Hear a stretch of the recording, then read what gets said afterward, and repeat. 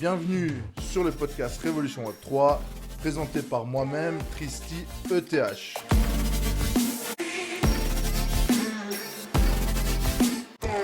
Aujourd'hui, on a un invité spécial, on l'a déjà eu le mois dernier, c'est The Swiss Kraken. Salut Tristan, merci de l'invitation une nouvelle fois. Avec plaisir. Aujourd'hui, le sujet, ça va être le Bitcoin, mais pas dans sa réserve de valeur, ni dans on va tous devenir millionnaires avec le Bitcoin, mais plutôt sur le point de vue écologie, etc. Parce que, en fait, il y a beaucoup de clichés comme quoi le Bitcoin, ça pollue énormément, etc. Aujourd'hui, on va parler du Salvador. Donc, le président du Salvador, il y a quelques années, a acheté des cargaisons de Bitcoin. Tout simplement, il était autour des 15-20 000, si je ne me trompe pas, Christopher. Et puis, donc aujourd'hui, il a récupéré toute la dette qu'avait le pays uniquement avec la plus-value qui a été faite. Donc, c'est une première monnaie. Enfin, il y a la première monnaie pour le Salvador, c'est le dollar. Mais il y a le Bitcoin qui concurrence cette première monnaie. Est-ce que tu peux, toi, de Swiss Kraken, nous expliquer, par exemple, l'écologie et l'écosystème qu'il a créé dans son pays avec le Bitcoin, ce président du Salvador? Alors, à savoir qu'avant même qu'il officialise ça comme monnaie nationale, en plus du dollar, il y avait tout déjà une économie circulaire qui était créée sur une région du Salvador qui s'appelle El Zonte, qui a été surnommée maintenant le Bitcoin Beach. Et déjà là, tous les gens utilisaient le Bitcoin avant ça. Et ils avaient réussi justement à créer une économie circulaire autour de ça. Et après, Naïb Boukele qui a pris la présidence du pays et qui a fait ce qu'il a fait, a offert déjà à tous les habitants un wallet, le Chivo Wallet, avec, je sais plus, je crois que c'était quelque chose comme 50 dollars peut-être de Bitcoin, ou j'ai plus la somme en tête, pour que chaque habitant déjà démarre dans le domaine du Bitcoin puisse accepter le Bitcoin, parce que maintenant c'est obligatoire vu que c'est une monnaie nationale. Donc tout le monde est obligé de l'accepter. Et il a fait surtout intervenir maintenant le mining aussi dans son pays, parce que c'est un pays où il y a beaucoup de volcans. Donc qui dit volcan dit énergie gratuite et propre. Donc c'est là que Bitcoin intervient, parce que c'est l'allié parfait quand on a des surplus énergétiques. Donc tout d'abord, il a fait l'éducation pour son peuple, en créant des wallets et en expliquant comment fonctionne cette crypto, donc le Bitcoin. Et ensuite, il a donné 50 ou peu importe la somme pour que les gens puissent l'utiliser et donc utilisent cette monnaie qui est devenue nationale. Et ensuite, il a commencé de faire du minage de Bitcoin avec les volcans. Et donc, pourquoi les volcans, si tu peux nous en dire un petit peu plus, pourquoi les volcans, enfin, comment ça fonctionne le minage via les volcans? Alors oui, exactement, pour les volcans, déjà c'est une source d'énergie intarissable quasiment. Énergie gratuite, et puis c'est de la géothermie, donc au niveau efficience énergétique et pollution, on est quasiment zéro carbone. Car justement le mining a été le plus pratique déjà par rapport à la source d'énergie, et puis le plus rentable aussi, parce que contrairement aux sources d'énergie traditionnelles où on n'a pas nécessairement de mining, dès qu'on a un surplus énergétique, c'est un surplus qui est gaspillé. Donc malheureusement, c'est une perte d'argent déjà pour le possesseur des installations électriques. Et puis aussi par rapport aux populations, elles n'arrivent pas à consommer autant que ce qui est produit. Donc en faisant intervenir le mining dessus, on amène cette flexibilité puis rentabilité surtout par rapport au Bitcoin. Donc, on vient de parler de El Salvador et du minage via les volcans. Là, on va parler de tout le minage dans la crypto, etc. et donner des exemples, surtout aussi sur le Bitcoin.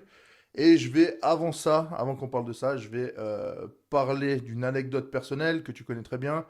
Tu étais là pour l'installation, donc tu sais que je l'ai fait. Donc, je minais de l'Ethereum il y a quelques années, en 2021. Et puis ensuite, l'Ethereum est devenu Proof of Stake. Et ça devenait plus rentable de miner de la crypto, enfin de miner de l'Ethereum. Et à ce moment-là, j'ai complètement arrêté cette activité-là. Donc avant, tu m'as aussi parlé de cette perte qu'il y avait durant le minage. Est-ce que tu peux m'en dire plus sur cette perte d'énergie durant le minage? Et puis aussi m'expliquer un peu par rapport aux installations, qu'est-ce que ça peut donner? Enfin, tu peux l'installer n'importe où. Comment ça s'installe très rapidement, hein, une rig ou quoi que ce soit. Ouais.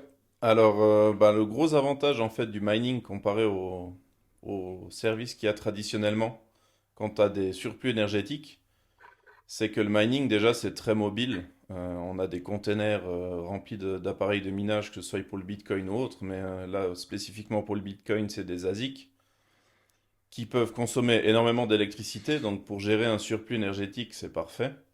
Et puis surtout que de base, ce surplus, en fait, on le vend dans d'autres pays ou simplement il part dans la nature. Parce qu'on n'a pas actuellement les capacités de le stocker comme on aurait des batteries pour des voitures électriques ou autres. Donc c'est une énergie malheureusement qui est souvent gâchée. Et d'avoir ce côté minage, c'est qu'on l'utilise tout de suite et en quelque sorte la valeur énergétique produite, c'est comme si elle était stockée en fait à l'intérieur du Bitcoin. Parce que tu transformes cette valeur énergétique en valeur monétaire. Et donc, en quelque sorte, tu peux stocker de la valeur comme ça. Et en fait, le gros avantage, c'est que ça peut être placé n'importe où.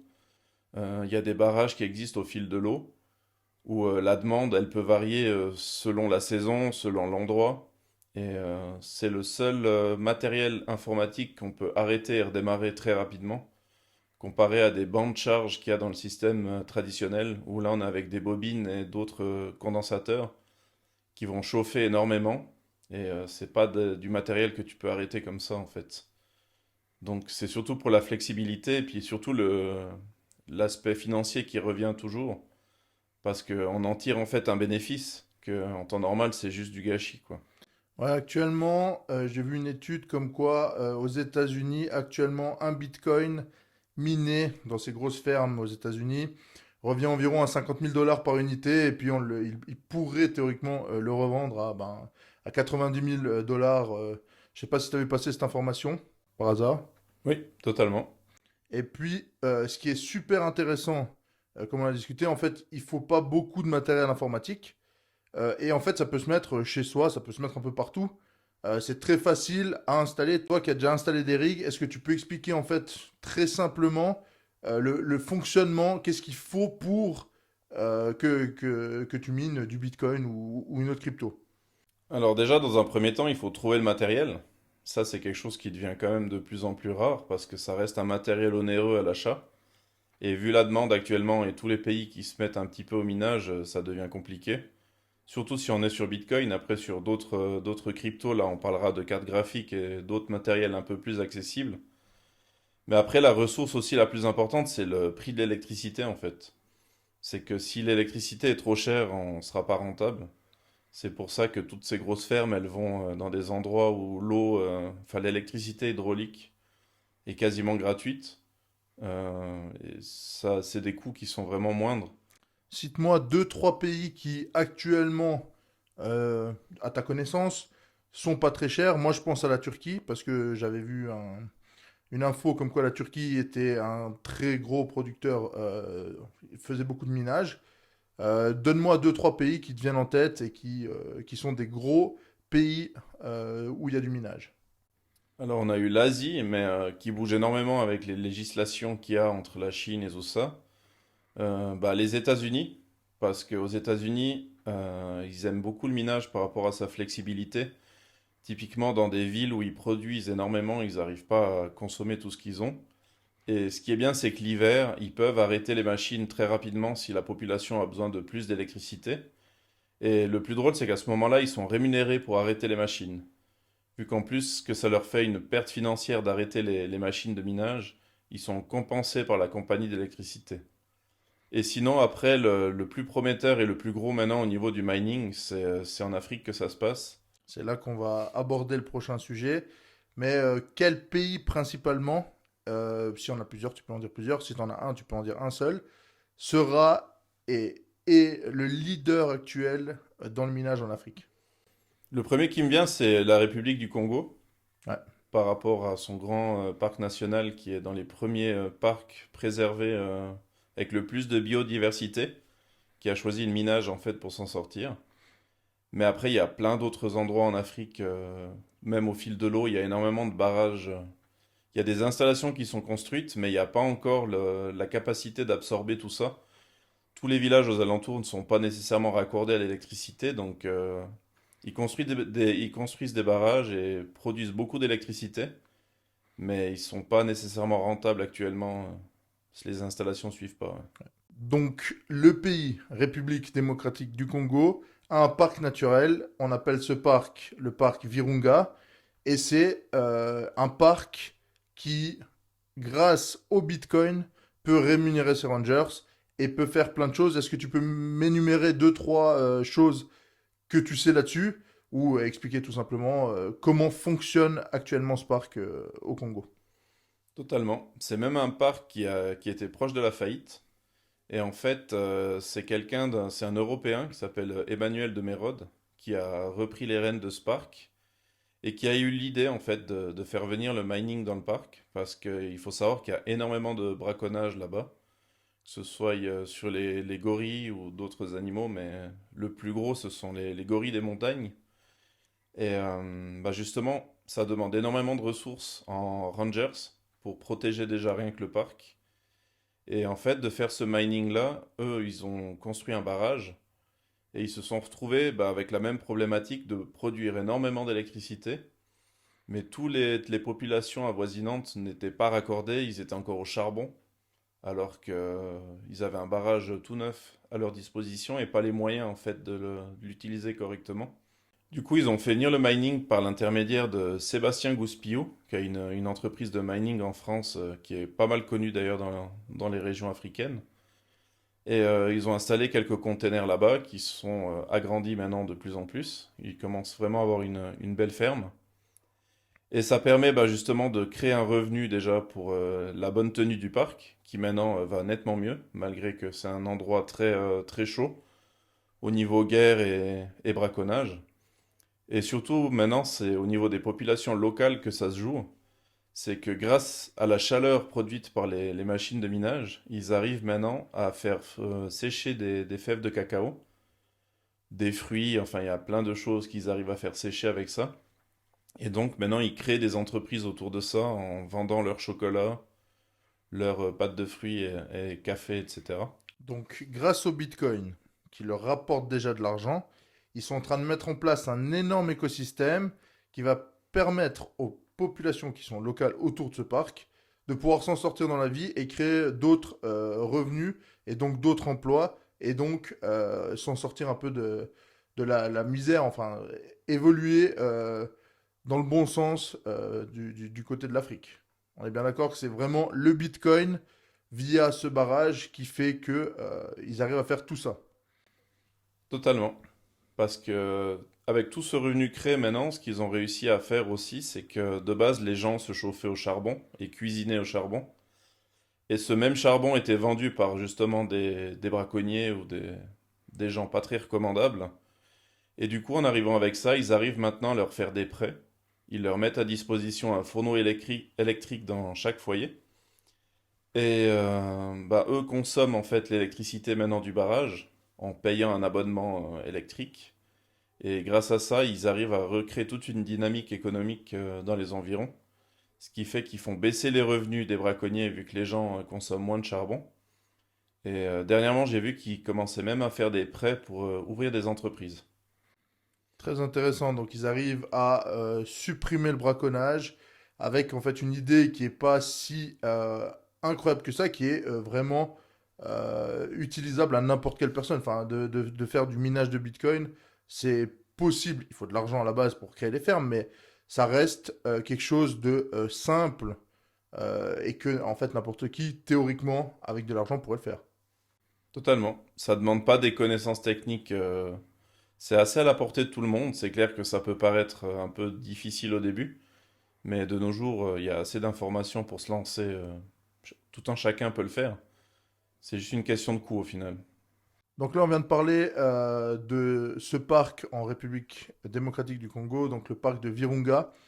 Ce qu'il faut savoir, c'est que ça permet aussi à ces peuples qui sont dans la plupart du temps non bancarisés d'avoir un système financier. Est-ce que tu peux me dire plus sur le système financier et comment fonctionne le Bitcoin, par exemple, dans ce pays qui est le Congo ou en Afrique tout simplement?